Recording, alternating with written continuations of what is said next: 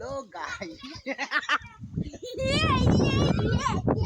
মেঘের ওয়েদার দেখো, এখন একটু জলটা থেমেছে আর আমাদের ঘরের ছাদে পুরো জল জমে আছে।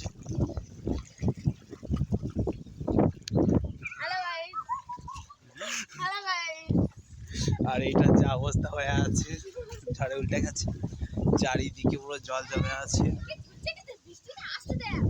ওদিক থেকে বৃষ্টিটা খুব জোরে আসছে, দেখানোর চেষ্টা করেছি। দেখতে হচ্ছে গাইস পুরো সাদা হয়ে গেছে ওদিক থেকে। আর এদিকে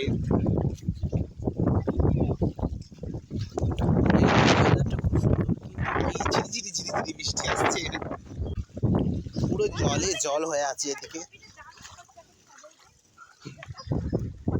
তো গাইস, ব্লগ ভালো লাগলে লাইক, কমেন্ট, শেয়ার এবং সাবস্ক্রাইব করে দিও। Bye, tata.